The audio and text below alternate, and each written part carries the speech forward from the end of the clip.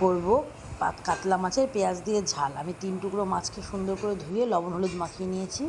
পেটের মধ্যে আমি আদা রসুন শুকনো লঙ্কা টমেটো পেঁয়াজ নিয়ে নিয়েছি। এবার আমি গ্যাসটা ধরিয়ে কড়াইটাকে বসিয়ে দেব। কড়াইটা গরম হয়ে গেছে। কড়াইটা গরম হয়ে গেলে আমি এর মধ্যে তেল দিয়ে দেব। এবার আমি ওই বড় বড় করে কেটে রাখা টমেটো পেঁয়াজ আদা রসুন লঙ্কাটাকে পেস্ট করে নেব। আমার কড়াই কিন্তু তেতে গেছে। আমি এর মধ্যে মাছটাকে ছেড়ে দেবো আর মাছটাকে সুন্দর করে ভেজে নেব লো ফ্লেমে।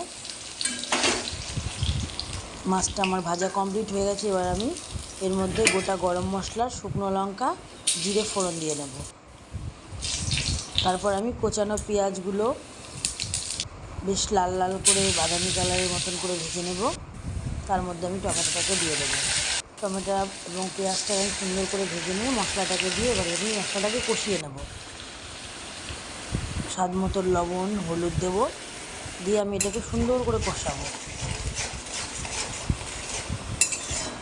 দেখো আমার কিন্তু মশলাটা কষানো প্রায় হয়ে এসছে।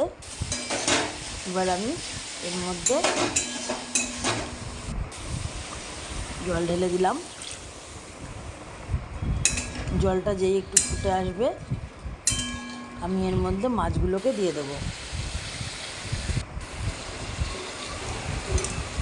দিয়ে আমি বেশ কিছুক্ষণ এটাকে নেড়ে চেড়ে নিয়ে একদম যেই গামাখা হয়ে যাবে আমি এটাকে ধনেপাতা দিয়ে নামিয়ে নেব। দেখো দারুণ হয়েছে। এটা কিন্তু ভাতের সঙ্গে খেতে দারুণ লাগে। তোমরা করে খেয়ে দেখো। আর যার যার ভালো হলো